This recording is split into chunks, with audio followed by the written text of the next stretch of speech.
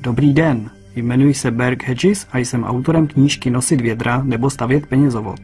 V knize se hovoří o příběhu dvou kamarádů Pabla a Bruna, kteří si pro dosažení své finanční svobody vybrali různé způsoby. Za chvíli uvidíte animovanou verzi jejich příběhu. Pohodlně se posaďte a pozorně sledujte tuto důležitou životní lekci.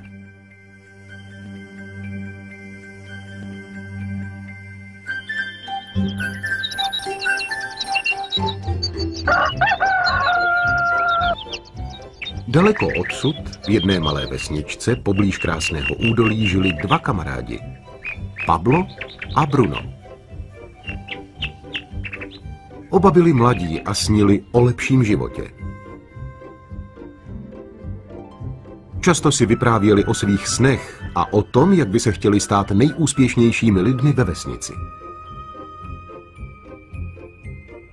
Těžké práce se nebáli a tak hledali příležitost, jak by si mohli splnit své cíle a uskutečnit své sny. Jednoho dne se příležitost naskytla.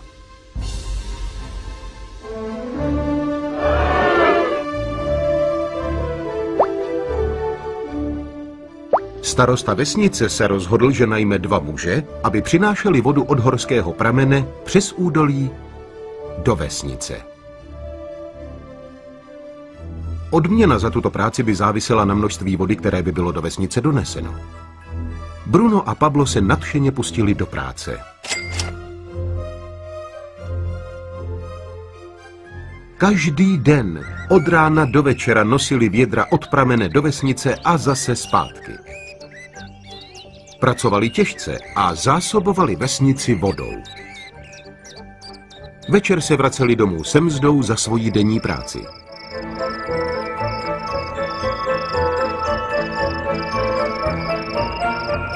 Bruno byl spokojený s prací i s penězi, které si vydělal. Byl si jistý, že díky této práci by mohl uskutečnit své sny. Bruno si pomyslel, že kdyby nosil větší vědra, mohl by přinést pokaždé více vody a zvýšit tak svůj příjem. Byl přesvědčen, že díky většímu příjmu by si mohl brzy pořídit krávu i dům, který si přál mít.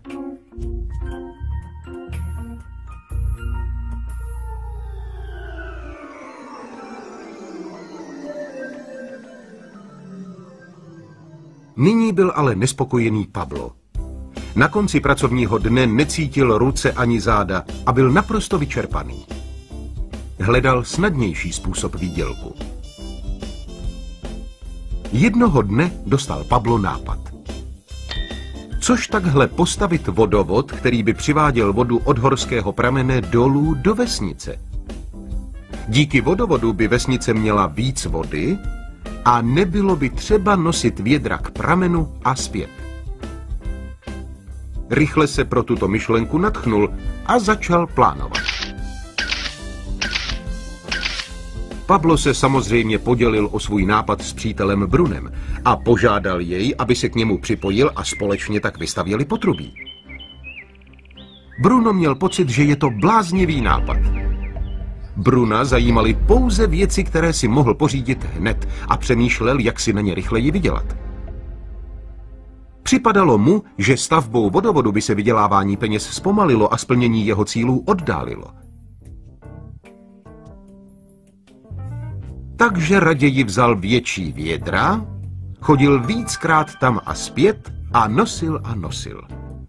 Byl si jist, že tato metoda mu zabezpečí větší výdělek. Pablo se rozhodl, že tedy vodovod postaví sám. Věděl, že to nebude jednoduché a že mu zabere hodně času, než stavbu dokončí. Pablo také věděl, že mu to může zabrat i několik let. Zcela zaměřil svoji mysl na tento cíl. Ale mezitím každý den pracoval a nosil vodu stejně jako dřív. O víkendech a ve svém volnu ale tvrdě pracoval, prokopával kamenitou půdu a stavěl vodovod. První měsíc jeho práce nebyla ani vidět.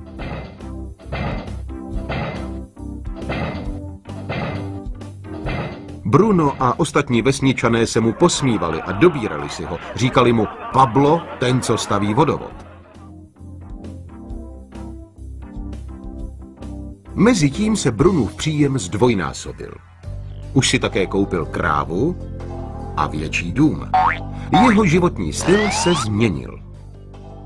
Čas po práci trávil v baru a užíval si své těžce vydělané peníze, které získal nošením vody.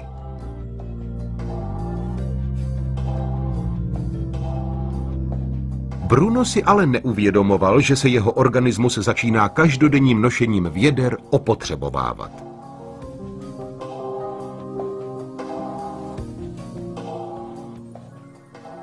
Jeho obličej byl strhaný a tělo unavené. Brzy začal přinášet méně a méně vody, protože byl vyčerpán a na konci svých sil.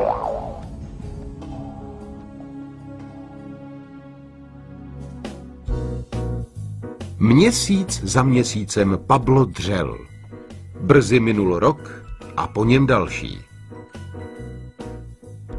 Konečně Pablo dokončil svůj vodovod. Už nemusel nosit vědra a zásobovat vesnici vodou. Pablo nyní dostával více peněz než kdy předtím. Voda nepřetržitě přitékala do vesnice, když Pablo spal, jedl a dokonce i tehdy, když byl na dovolené. Voda prostě stále tekla. Pablo byl šťastný a pyšný na svoji vizi, vytrvalost a tvrdou práci. Nyní jeho příjmy proudily tak, jak voda proudila potrubím.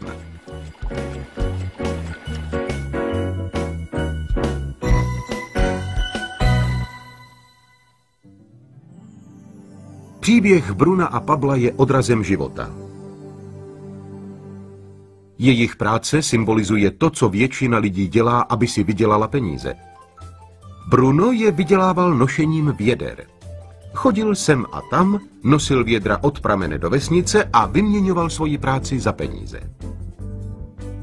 Když chtěl mít vyšší příjem, musel si pořídit větší vědra a chodit s nimi častěji.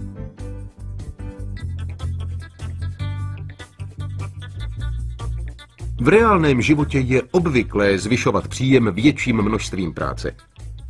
Například prací přes čas nebo druhým zaměstnáním. Svá vědra zvětšujeme i tím, že přijímáme lépe placené pozice, což ovšem často znamená, že v práci trávíme více času. Většina z nás vyměňuje čas za peníze, jako to dělal Bruno. Všichni víme, že každý člověk má k dispozici pouze 24 hodin denně a že není možné celou tuto dobu využít k práci. Nejtěžší čas nastává ve chvíli, když už nejsme schopni vyměnit čas za peníze kvůli věku, zdraví nebo jiným důvodům. Potom se naše příjmy zastaví. Nyní si pojďme zopakovat, co udělal Pablo. Pablo velmi chytře nevyměnil všechen svůj čas za omezený příjem, ale využil jeho část k tomu, aby vybudoval vodovod. Věděl, že bude mít postaráno o jistý a nepřetržitý příjem, kdykoliv voda proteče potrubím. Stálý příjem by přitom nebyl přímo úměrný času, který by musel denně odpracovat. Pablo věděl, že jednoho dne mu už možná věk ani zdraví nedovolí vyměnit zbývající čas za peníze. Pablo věděl, že výstavba vodovodu se neobejde bez těžké práce, ale byl si také vědom, že ji stačí vykonat pouze jednou. Po dokončení vodovodu Pablo už jen hlídal a udržoval tok vody, aby si zajistil stálý příjem peněz. Pablo nám ukázal, že k získání příjmu nemusíme vždy přímo vyměňovat čas za peníze. Existují lepší způsoby.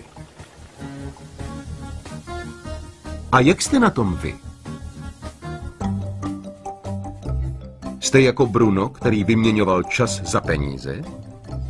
Nebo byste raději chtěli být jako Pablo, který vybudoval potrubí, udržoval je a zajišťoval si tak stálý příjem? Líbilo by se vám, kdybyste mohli využít podobný nápad? Poraďte se s člověkem, který vám zapůjčil tuto prezentaci. S výstavbou vlastního potrubí můžete začít již dnes.